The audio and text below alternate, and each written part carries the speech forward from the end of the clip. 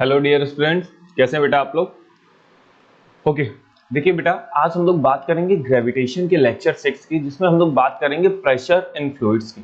जो previous lecture था lecture 5, उसमें हम लोगों ने थ्रस्ट एंड प्रेशर की बात की थी। थ्रस्ट क्या होता है, प्रेशर क्या होता है, इसके बारे में हम लोगों ने डिस्कस किया था।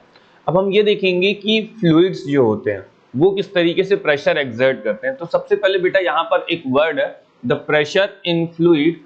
ठीक है, इसमें हम बात करते हैं पहले फ्लूइड की। फ्लूइड होता क्या है बेटा? ऐसा कोई भी मटेरियल जो फ्लो हो सकता है। ठीक है, अब फ्लोइंग मटेरियल एक तरीके से, तो इसका मतलब लिक्विड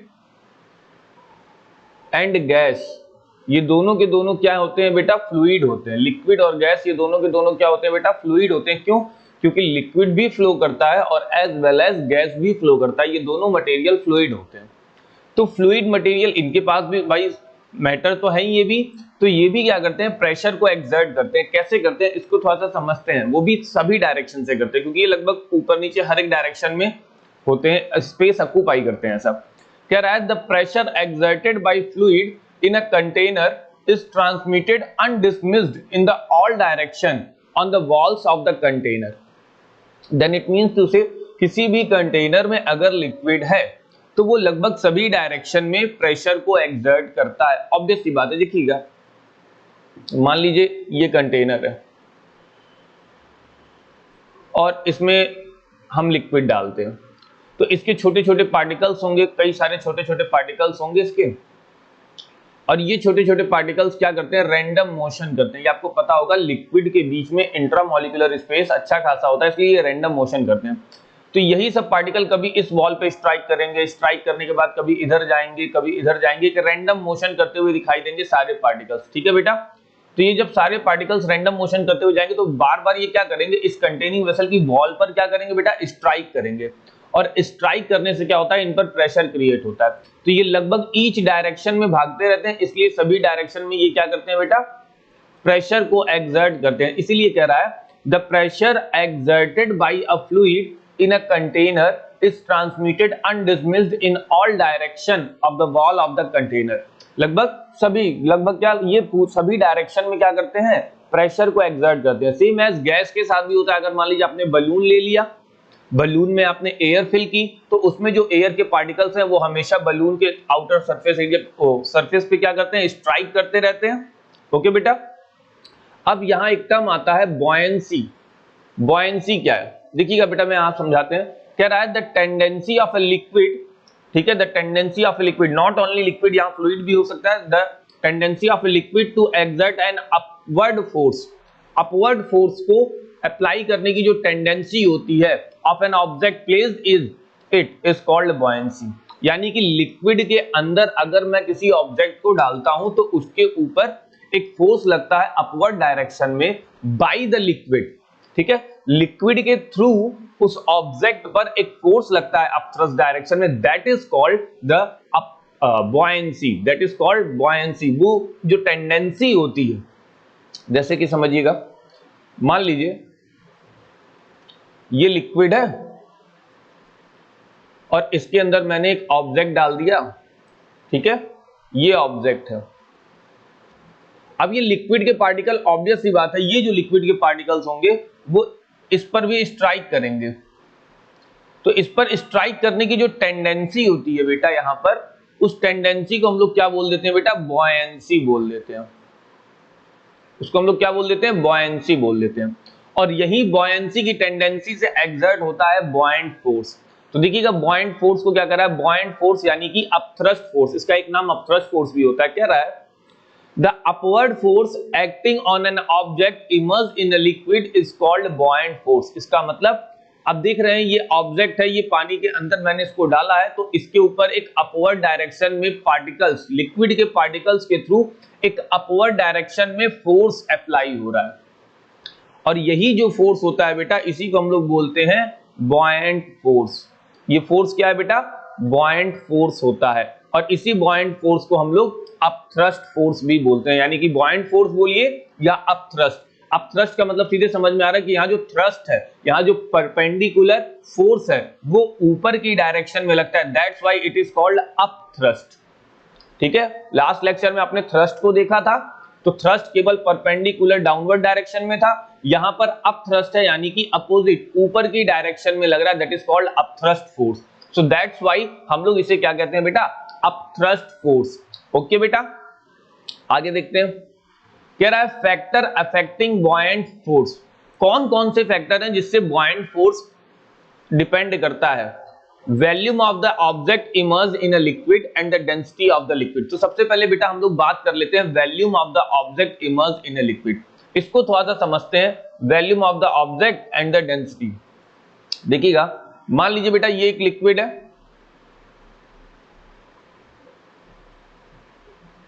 इस लिक्विड में हम एक ऑब्जेक्ट डालते हैं,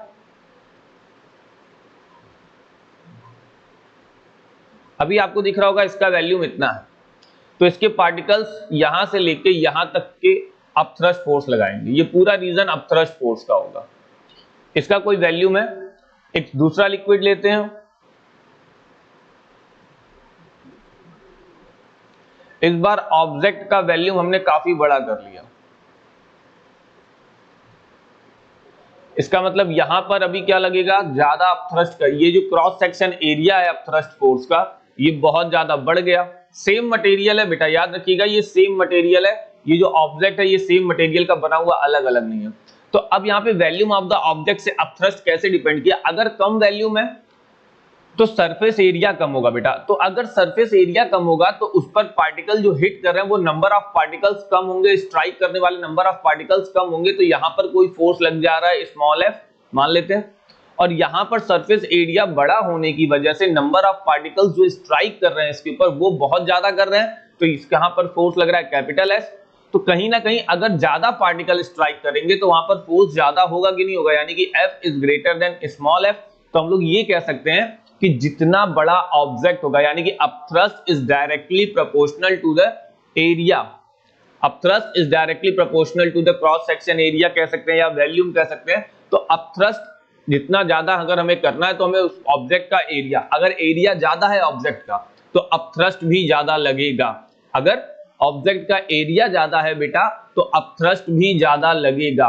अब डेंसिटी वाले सिस्टम को समझते हैं, जैसे मान लीजिए एक लिक्विड ये है, ये मान लेते हैं ये लिक्विड क्या है बेटा, वाटर है। एक लिक्विड ये है, ये मान लेते हैं बेटा कोई ऑयल मान लेते हैं, हनी मान लेते हैं।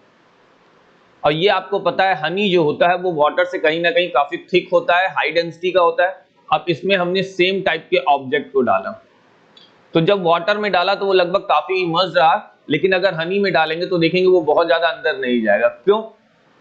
डेंसिटी ज्यादा हो रही है। अब डेंसिटी ज्यादा होने का मतलब क्या होता है, डेंसिटी का मतलब होता है पर वॉल्यूम नंबर ऑफ पार्टिकल। हम लोग क्या लिखते हैं, पर वॉल्यूम नंबर ऑफ पार्टिकल, ठीक है, मास अपॉन वॉल्यूम लिखते हैं ना, density is equal to mass by volume. तो इसका मतलब पर्टिकुलर एक यूनिट वैल्यू में नंबर ऑफ पार्टिकल्स ज्यादा हो रहे हैं, तो जिसकी डेंसिटी ज्यादा होती है उसमें यूनिट वैल्यू में नंबर ऑफ पार्टिकल्स ज्यादा हो रहे हैं। तो इसकी डेंसिटी कम है तो इसमें number of particles come strike कर रहे हैं पर यूनिट वैल्यू में, लेकिन इसमें नंबर ऑफ पार्टिकल्स क्या कर रहे हैं बेटा, बहुत ज्यादा स्ट्राइक कर रहे हैं, ठीक है, क्योंकि इसकी डेंसिटी हाई है, इसमें नंबर ऑफ पार्टिकल्स ज्यादा स्ट्राइक कर रहे हैं। सो दैट्स व्हाई यहां पर जो फोर्स होगा अपथ्रस्ट फोर्स वो वाटर पर लगने वाले अपथ्रस्ट फोर्स से बड़ा होगा, यानी कि F is greater than small f। तो इसका मतलब हम लोग ये कह सकते हैं कि the upthrust force is directly proportional to the density of liquid. अब डेंसिटी ऑफ लिक्विड जितनी ज्यादा अपथ्रस्ट फोर्स उतना ज्यादा, डेंसिटी ऑफ लिक्विड जितनी कम अपथ्रस्ट फोर्स उतना कम। ओके बेटा, यानी कि density upthrust force is directly proportional to density of liquid। Okay बेटा, समझ में आया? ओके, आगे देखते हैं बेटा। तो इस तरीके से इन दोनों पे ये डिपेंड करता है, वॉल्यूम पर, जो ऑब्जेक्ट वॉल्यूम पर, और दूसरा डेंसिटी पर। ओके बेटा, आगे देखते हैं। आगे आता है बेटा Archimedes principal. What? Archimedes principal. What is Archimedes principal? आपने सुना होगा आर्किमिडीज का नाम। आर्किमिडीज का प्रिंसिपल बहुत ही सिंपल था, बहुत ज्यादा नहीं था। एक सिंपल सा एप्लीकेशन इन्होंने बताया था, एक उनका प्रिंसिपल था सिंपल सा, ठीक है, लेकिन उसको समझना बहुत जरूरी है क्योंकि आज की डेट में मैक्सिमम फ्लूइड से चीजें आर्किमिडीज प्रिंसिपल को ही फॉलो करती हैं। खैर, इनका सीधा सा प्रिंसिपल ये था कि अगर किसी ऑब्जेक्ट को किसी लिक्विड के अंदर डालते हैं तो वो एक वॉल्यूम को ऑक्यूपाई करने के लिए लिक्विड के वॉल्यूम को क्या करेगा, डिस्प्लेस करेगा। अपना उसका जितना वॉल्यूम होगा बेटा, उसको उतना वॉल्यूम तो कवर अप करना ही है, तो उतना सेम वॉल्यूम वो डिस्प्लेस करेगा लिक्विड का। तो लिक्विड का जो वॉल्यूम डिस्प्लेस होगा वो कहीं ना कहीं इसके वॉल्यूम के इक्वल होगा। लेकिन अब यहां पर थोड़ा सा और चीजों को करेक्ट करते हैं कि यहां पर जो वॉल्यूम डिस्प्लेस्ड हो रहा है उसका जो मास होगा वो उस ऑब्जेक्ट पर लगने वाले अपथ्रस्ट फोर्स के इक्वल होगा। ओके, आइए देखते हैं क्या कह रहा है। When an object is wholly or partially immersed in a liquid, wholly और partially मतलब पूरा या थोड़ा सा। When an object wholly or partially immersed in a liquid, it experiences a buoyant force. Obvious सी बात है, उसको buoyant force feel होता है, which is equal to the weight of the liquid displaced by the object. और वो buoyant force displaced liquid के weight के equal होता है, displaced liquid के वेट के इक्वल होता है। अब यहां पर हम समझते हैं कि बॉयंट फोर्स फील क्यों होता है, इसको थोड़ा सा समझते हैं। अब यहां पे कह रहा है एक्सपीरियंसेस ए बॉयंट फोर्स, चीजों को समझते हैं। जैसे मान लीजिए ये लिक्विड है, अगर इसके अंदर मैं कोई ऑब्जेक्ट डालता हूं, होली डाला, तो इसके ऊपर अपथ्रस्ट फोर्स लगते हैं, ये पार्टिकल से स्ट्राइक करते हैं, अपथ्रस्ट फोर्स लगते हैं। ऑब्वियस सी बात है, इस वजह से किसी भी ऑब्जेक्ट का वेट एयर के कंपैरिजन में और किसी लिक्विड में कंपेयर करा जाए तो लिक्विड में जो वेट होगा वो थोड़ा सा लेस वेट आएगा कंपैरिजन टू एयर। क्यों? क्योंकि एयर पे जो अपथ्रस्ट लग रहा है, लग ही रहा है, क्योंकि एयर की डेंसिटी बाकी लिक्विड से कम ही है। तो किसी भी डेंसिटी वाली लिक्विड में, एयर से ज्यादा डेंसिटी वाले लिक्विड में हम ऑब्जेक्ट को वेट करेंगे तो उसके ऊपर एक अपथ्रस्ट मिलेगा, और अपथ्रस्ट की वजह से उसके वेट में क्या आता है बेटा, लॉस आता है। तो यानी कि किसी ऑब्जेक्ट को हम एयर में वेट करें और उसके बाद किसी लिक्विड में हम क्या करें, उसको वेट करें, तो हमें लिक्विड में उस ऑब्जेक्ट का वेट क्या मिलेगा बेटा, कम मिलेगा। क्यों मिलेगा? क्योंकि उसके ऊपर अपथ्रस्ट फोर्स लग रहा है। लग तो यहां भी रहा है, लेकिन इसके मुकाबले यहां पर ज्यादा अपथ्रस्ट लग रहा है, इसलिए लिक्विड में वेट लॉस हमें दिखाई देता है। तो जब भी किसी बॉडी को हम पार्शियली या होली किसी लिक्विड में इमर्ज करते हैं तो उसके ऊपर अपथ्रस्ट फोर्स लगता है। अब ये अपथ्रस्ट फोर्स होता कितना है, तो मान लो भाई इतना वॉल्यूम हमने इमर्ज किया, ये वॉल्यूम हमने इमर्ज किया, तो ऑब्वियस सी बात है अगर ये वॉल्यूम इमर्ज हो रहा है तो इतना वॉल्यूम का वाटर डिस्प्लेस होगा, तो इतने वॉल्यूम का वाटर जो डिस्प्लेस होगा उसका एक वेट आएगा। भाई वाटर की एक डेंसिटी है, उसका वॉल्यूम निकाल लेंगे और वेट आ जाएगा। तो वाटर का जो वेट आ जाएगा वही वेट वाटर का इस पर लगने वाले अपथ्रस्ट फोर्स के इक्वल होता है। क्या होता है बेटा? अपथ्रस्ट फोर्स के इक्वल होता है। तो हमें थोड़ा सा केयरफुल होना होगा इनके डिफिनीशन को लेके, इनके प्रिंसिपल को लेके। एक सिंपल सादा सा एक सिंपल सा प्रिंसिपल है इनका कि अगर कोई भी ऑब्जेक्ट पार्शियली या होली लिक्विड में इमर्स किया जाता है तो लिक्विड पर, तो ऑब्जेक्ट पर एक अपथ्रस्ट फोर्स एक्सपीरियंस होता है, ऑब्वियस सी बात है। तो वो जो अपथ्रस्ट फोर्स होता है वो ऑब्जेक्ट के थ्रू डिस्प्लेस लिक्विड के वेट के इक्वल होता है। ठीक है बेटा, क्या होता है? ऑब्जेक्ट के थ्रू डिस्प्लेस्ड लिक्विड के वेट के इक्वल होता है बेटा। That upthrust force is equal to the displaced liquid by the object. ठीक है, यानी कि वेट ऑफ द लिक्विड। आगे कह रहा है बेटा application of the Archimedes principal. Archimedes principal के कुछ एप्लीकेशंस देखते हैं क्या क्या है। कह रहा है used in the determining the relative density. हम रिलेटिव डेंसिटी को मेजर करने में इनका यूज करते हैं। Used in determining the purity of milk. Purity of milk, milk की प्योरिटी के लिए करते हैं। वो भी कैसे? भाई मिल्क की प्योरिटी गेट करनी है तो डेंसिटी पता कर लो, और डेंसिटी पता चल गई तो हमको प्योरिटी मिल जाएगी। अब इसके लिए एक डिवाइस आती है दैट इज कॉल्ड लैक्टोमीटर, और यहां पर हाइड्रोमीटर वगैरह की डिवाइस आती है हमारे लिए। इसके बाद कह रहा है use in the designing of the ship and submarine. अब देखिए कितना बड़ा यूज है आर्किमिडीज प्रिंसिपल का, कि अगर आर्किमिडीज प्रिंसिपल सही से फॉलो न किया जाए तो शिप और सबमरीन की डिजाइन में कितना बड़ा लॉस आएगा और कितना नुकसान होगा।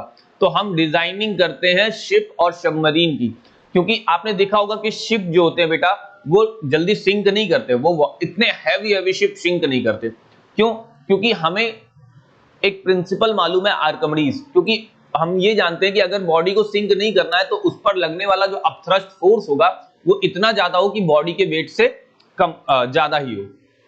तो बॉडी का डाउनवर्ड फोर्स और ऊपर लगने वाला अपथ्रस्ट फोर्स, इनमें हमको इक्वल चाहिए होता है या अपथ्रस्ट फोर्स ज्यादा रहे, तो हम क्या करते हैं, वैल्यूम इतना बड़ा कर देते हैं कंपैरिजनली कि उस पर मैक्सिमम अपथ्रस्ट फोर्स लग जाए, और फिर उस मेटल का या उस ऑब्जेक्ट का जो डाउनवर्ड डायरेक्शन का वेट या फोर्स होता है वो कम हो जाता है अपथ्रस्ट फोर्स से, और दैट्स व्हाई वो शिप क्या करते हैं, वाटर में इजीली फ्लोट करते हैं बेटा।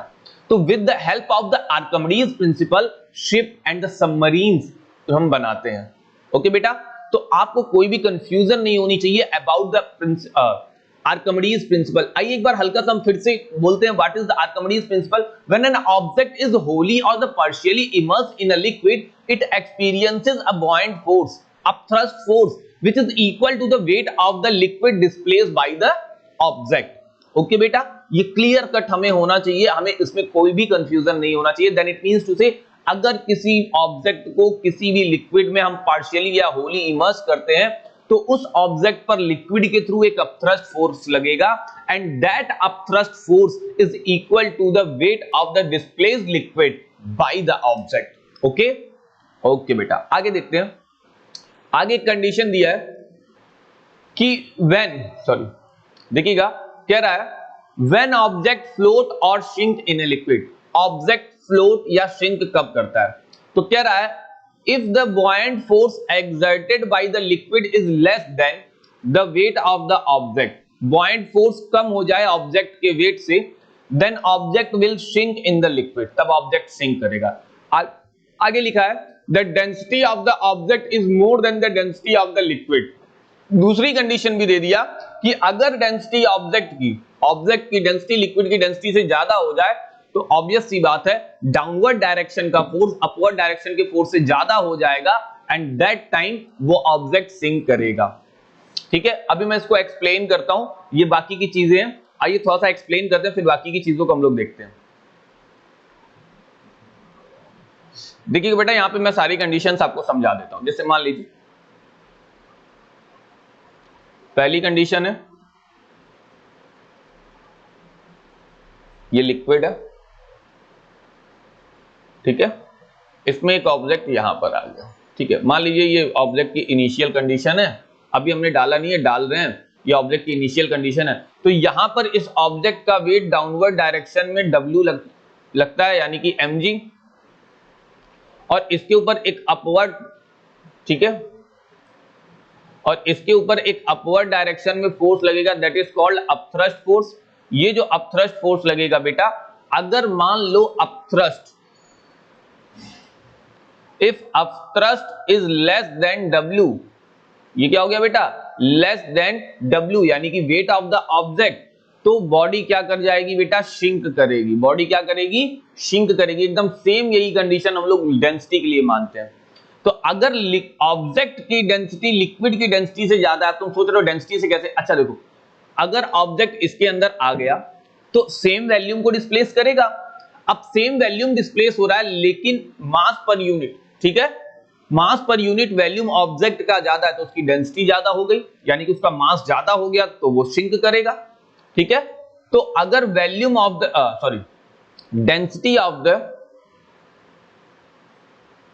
Density of object is greater than density of liquid, तो भी ऑब्जेक्ट क्या करता है बेटा, शिंक कर जाता है। ठीक है, ये दोनों केस इसमें आते हैं। दूसरा केस आता है,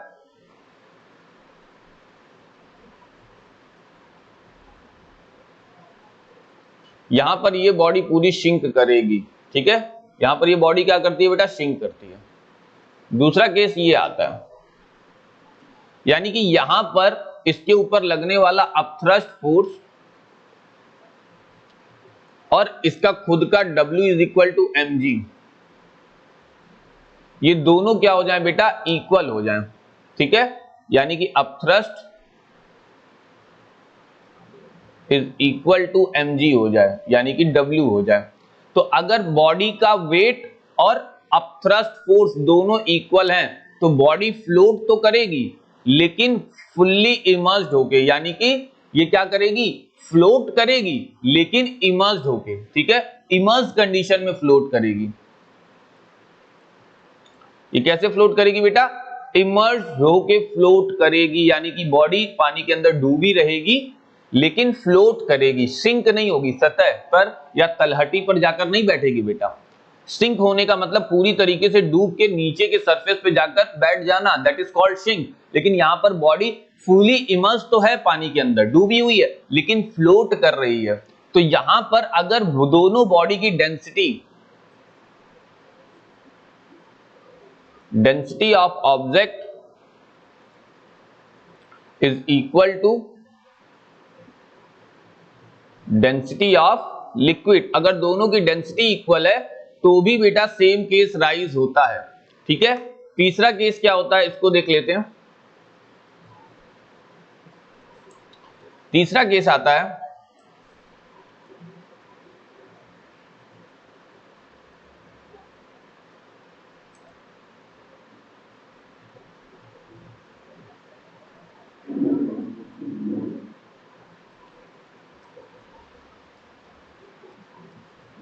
अब कह रहा है कि मान लो अपथ्रस्ट फोर्स जो है, जो बॉडी पर अपथ्रस्ट फोर्स लग रहा है वो बॉडी के वेट से ज्यादा है, बॉडी का वेट इस बार अपथ्रस्ट फोर्स से कम है। तो अगर बॉडी का वेट कम है, अपथ्रस्ट फोर्स है, तो ये कभी भी नीचे नहीं आएगी, ये क्या करेगी, केवल फ्लोट करेगी उसके सरफेस पे। कहां फ्लोट करेगी, सरफेस पे फ्लोट करेगी, इमर्ज होके भी ज्यादा फ्लोट नहीं करेगी, बहुत हल्का फुल्का इमर्ज होगी तो होगी लेकिन पूरी बॉडी इमर्ज नहीं होगी। ठीक है बेटा, तो ये फ्लोट करेगी। तो इस कंडीशन में हम लोग डेंसिटी को भी ले सकते हैं, density of object is less then density of liquid. अगर लिक्विड की डेंसिटी ऑब्जेक्ट की डेंसिटी से ज्यादा है तो ऑब्जेक्ट हमेशा क्या करेगा बेटा, फ्लोट करेगा। अगर इक्वल है तो फुल्ली इमर्ज्ड होगी बॉडी और फ्लोट करेगी, लेकिन अगर लेस हो ज्यादा हो जा रही है तो क्या होगा बेटा, यहां पर कि बॉडी सिंक कर जाएगी। तो ये बेसिक कंडीशन होती है बेटा फ्लोट होने के लिए। तो यही चीजें हमने यहां लिखी हुई है, अगर आप देखेंगे तो आपको समझ में आएगा। If the buoyant force exerted by the liquid is equal to the weight of the object, then the object will float in liquid. Density of the object is equal to the density of the liquid. ठीक है, ये दूसरी condition थी। Last, if the buoyant force exerted by the liquid is more than the weight of the object, then will rise in liquid and float. पानी के ऊपर float करेगा। Density of object is less than the density of liquid. तो बेटा ये हमारी basic चीजें हैं अबाउट द फ्लोटिंग को लेकर। ठीक है, आगे देखते हैं principle of the flotation. What is the principle of flotation? अगर मैं प्रिंसिपल ऑफ फ्लोटेशन की बात करूं तो मतलब तैरने की कंडीशन, एक तरीके से बॉडी के फ्लोट होने के क्या प्रिंसिपल है और कब बॉडी फ्लोट हो सकती है। तो सीधा सीधा सा प्रिंसिपल है कि जब बॉडी की डेंसिटी उसकी डेंसिटी के इक्वल हो जाए या उससे कम हो जाए। बॉडी की डेंसिटी वाटर की डेंसिटी या लिक्विड की डेंसिटी से इक्वल या कम होनी चाहिए तो बॉडी फ्लोट करेगी, बस सीधी सी कंडीशन है, या अपथ्रस्ट फोर्स से रिलेट हम कर सकते हैं। तो कह रहा है an object will float in a liquid if the weight of the object is equal to the weight of the liquid. जो लिक्विड डिस्प्लेस हो रहा है उसके वेट के इक्वल हो तब तो ये बॉडी फ्लोट करेगी, मिनिमम कंडीशन ये है। लेकिन अगर ऑब्जेक्ट का वेट ज्यादा हो जा रहा है डिस्प्लेस लिक्विड से तो बॉडी सिंक कर जाएगी। ओके, डेंसिटी क्या होती है बेटा? The density of a substance is defined as the mass of the substance per unit volume. देखिएगा बेटा, यहां पर मैं थोड़ा आपको डेंसिटी समझा देता हूं। डेंसिटी क्या होती है? बेसिकली डेंसिटी का जो फॉर्मूला आता है बेटा,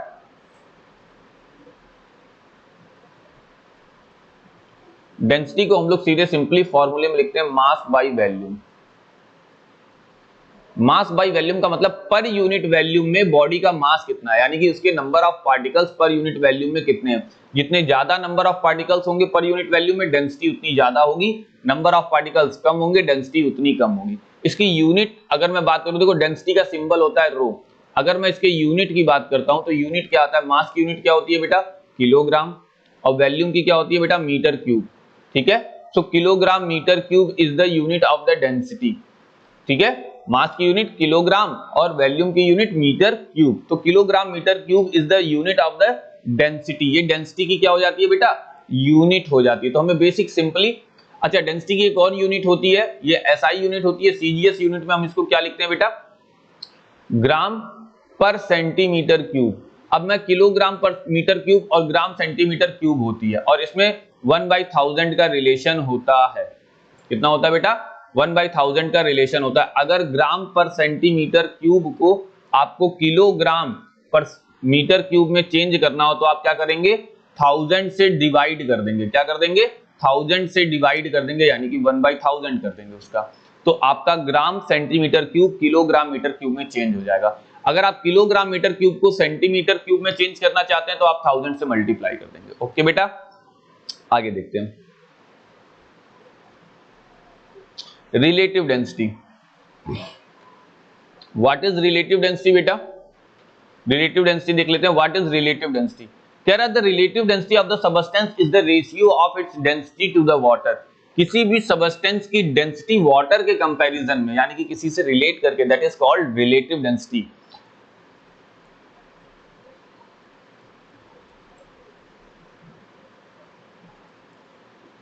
रिलेटिव डेंसिटी को बेसिकली हम लोग आरडी भी बोलते हैं, is equal to the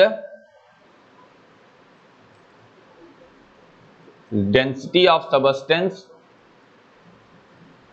upon density of water. इसमें कंडीशन होती है एट 4 डिग्री सेल्सियस बेटा, ये कंडीशन आती है एट 4 डिग्री सेल्सियस। ठीक है, अब इसको आगे और सॉल्व करते हैं। देखो, एक तो फॉर्मूला हमारे पास ये होता है, दूसरा फॉर्मूला और सॉल्व करते हैं। डेंसिटी ऑफ सबस्टेंस का मतलब क्या होता है? मास by volume, mass of object by volume upon density of water का मतलब mass of water at 4 degree Celsius by volume. अब यहां पर इन दोनों का वॉल्यूम क्या आता है बेटा? इक्वल होता है, तो वॉल्यूम से वॉल्यूम हो जाता है cancel. So the answer is mass of the object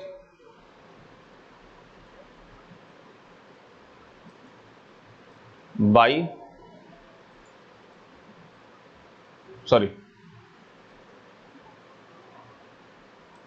mass of liquid